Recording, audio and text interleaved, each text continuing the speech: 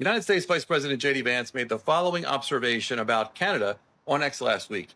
He said, "While I'm sure the causes are complicated, no nation has leaned more into diversity is our strength, we don't need a melting pot, we have a salad bowl, immigration insanity than Canada.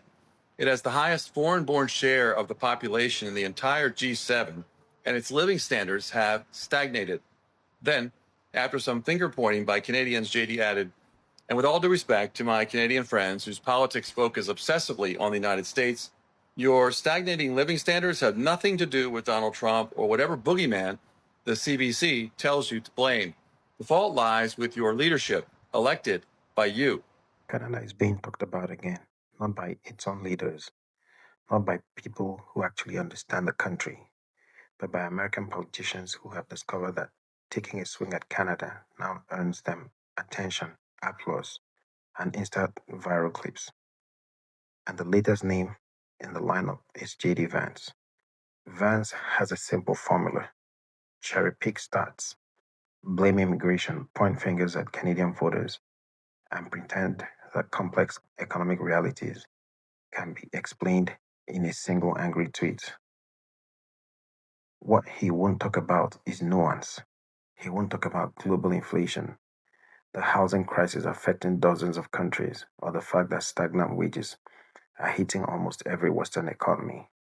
No, instead, he leans into a narrative that Canada is some kind of failed state, a land dragged down entirely by immigrants. Convenient, simple, and emotionally charged. That's the game. But here's the irony he never acknowledges. Canada's immigration model isn't accidental, it's not chaos. It's a deliberate policy rooted in economics because without newcomers, Canada's workforce would collapse. Its housing market, already strained, will age out. Its economy would shrink faster than almost every peer nation. Economists know this. Bank of Canada reports confirm it. But this is the biggest story in Canadian politics right now. So the vice president of the U.S., JD Vance, put out this tweet. I'll put up what he's referencing in a second, but he basically says that we don't need a melting pot. We have a salad bowl. This is talking about Canada and how immigration is insane in Canada. As you see, it has the highest foreign-born share of the population in the entire G7, and its living standards have stagnated. I'm going to put up the post he's quote tweeting in 1 second. This is what he is replying to, showing the change in GDP per person over the last, eight years. So the dark blue line is the US, the green line is the UK, and the light blue is Canada. As you can see, Canada is going down. So JD Vance replied to that, talking about how immigration is causing issues in Canada. And this is also what he had to say.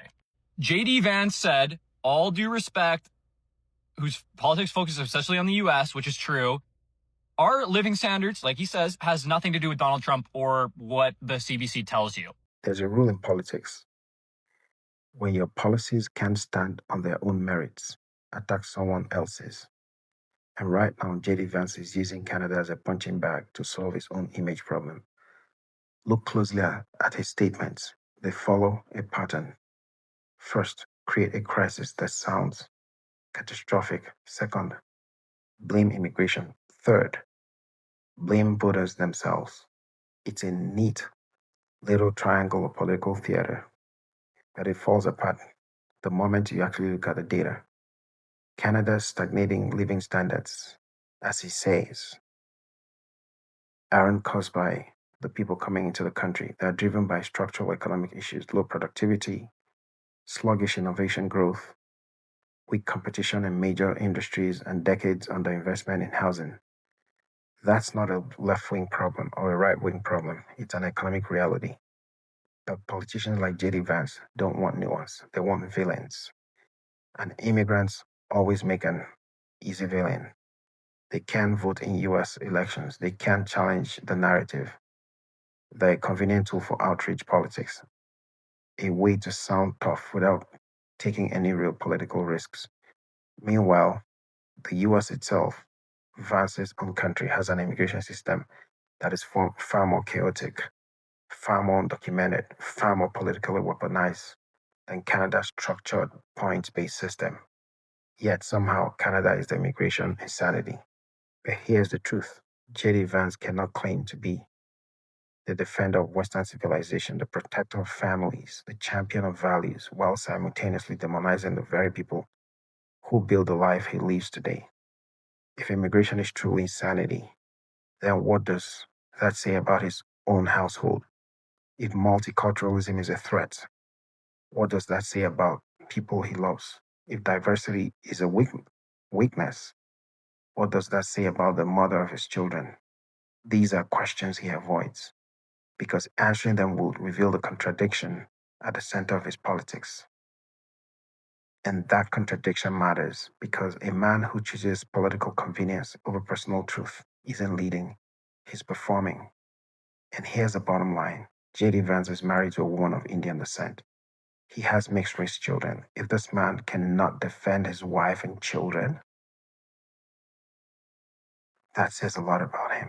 He is married to a woman of Indian descent. Yes. He has mixed race children. Yes. So, to all of the MAGA voters out there, if this man will not defend his wife and will not defend his kids, do you think he gives a crap about you or anything to do with you?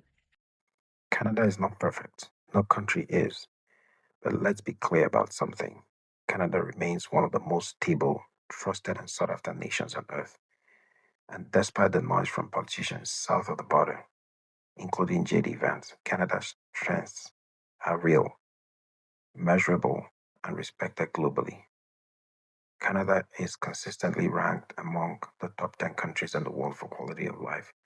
According to the United Nations Development Index, the country has top-tier education system with post-secondary attainment rates among the highest of all OECD nations.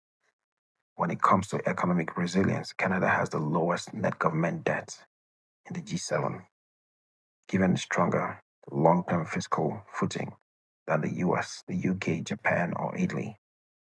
Canada also has something many nations lack: trust.